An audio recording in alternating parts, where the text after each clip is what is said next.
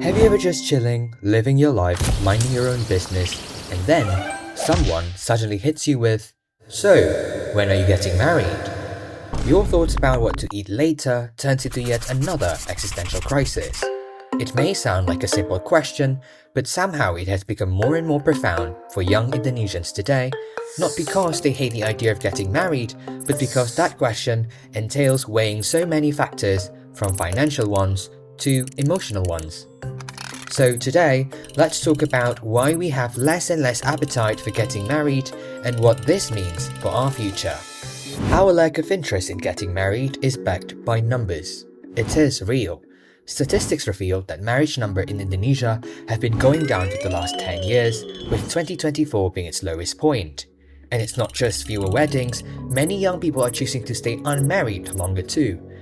Over the last decade, the proportion of young Indonesians who are still unmarried rose from around 58% to 71%. Back in 2014, there were about 2.1 million couples who tied the knot that year. Fast forward to 10 years later, that number dropped to 1.4 million. Think about that for a second. That's hundreds of thousands fewer marriages every single year. That's obviously not a small change, that's a major drop. Last year in 2025, the number finally went up again by 1,231 more marriages, a 0.12% increase from the previous year. So, does this mean that there is hope? Is this our romantic comeback? Well, one thing for sure, the government is really keen for us to get married. In 2025, the Ministry of Religious Affairs launched a campaign called the Marriage Registration Awareness Movement, or as they call it, Gas Nikah. Its main goal is to encourage young Indonesians to be physically and mentally prepared before entering married life. And no, they didn't stop with one program, they went all in. There were mass weddings programs for couples who wanted to get married but were held back by costs or complicated paperwork.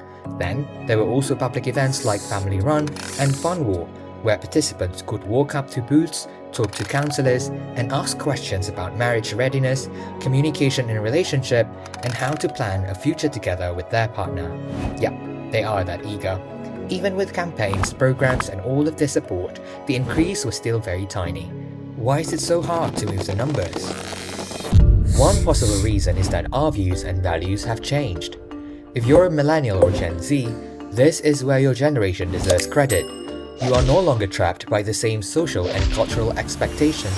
It is very different from your parents' generation, who may have believed that getting married meant you were successful, mature, and more accepted by society. Many of today's generation are more pragmatic, weighing the pros and cons of every big decision, including marriage. Perspectives on gender roles have also evolved. For many women, marriage is no longer seen as a primary source of social recognition or personal fulfillment. As a result, more women are prioritizing higher education, careers, and financial independence, making life choices based on individual goals and circumstances rather than traditional expectations. Older generations in Indonesia may believe, just get married, the money will come later. But to many young people today, that sounds unrealistic. Love doesn't put food on the table, and love doesn't pay the bills. Speaking of bills, research shows that over the past decade, the economy has become one of the biggest reasons marriage is declining. Many young people believe that getting married will immediately affect their financial condition. They think about home expenses, child support, and long-term responsibilities. And yes, we are facing economic challenges that do not help us get married. Despite the demographic bonus, Indonesia is still short in reaching its full potential. Although declining, Indonesia's unemployment rate is still the highest in Southeast Asia. And more alarmingly, Statistics Indonesia in November 2025 revealed unemployment in youth aged 15 to 24 remained high, estimated at 17.3% or 7.6 million people, which is significantly higher than the overall national unemployment rate, and one of the highest in Asia. This number includes 1.01 million university graduates who are unemployed. This burden is further exacerbated by the fact that informal unemployment dominates the labor market, with 59.4% Indonesians working informally, and the number keeps growing year by year.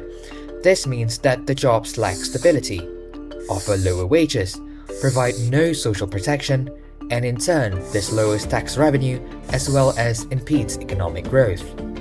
How are young people interested in getting married and having babies if they can't even afford to survive themselves? These challenges are definitely not exhaustive. There are a myriad of reasons why young people are not getting married. But nevertheless, why does it matter anyway? It is undeniable that marriage has an inextricable correlation with population growth. Fewer marriages means fewer kids, and if this trend persists, it may create some social problems. Across the world, fewer people are getting married and fewer are having children.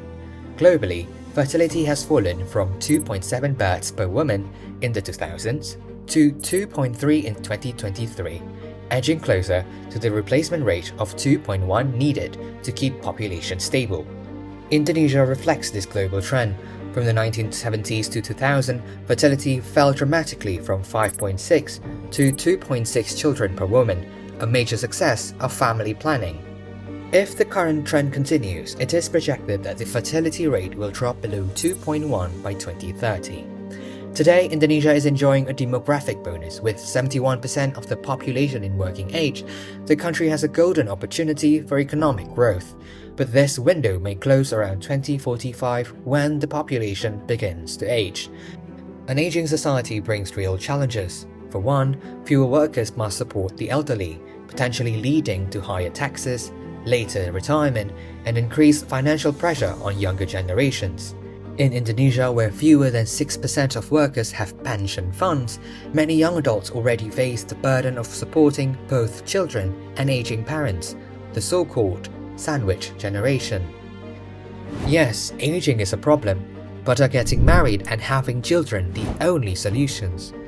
Young people are not rejecting love. They are reacting to unstable jobs, rising living costs, limited housing, and the fear of becoming the sandwich generation. Is the decline in marriage and population a cry for help, a signal of a much deeper existential crisis younger generations are facing today? If we truly want to encourage marriage and family life, then the answer isn't pressure, it's incentives and security.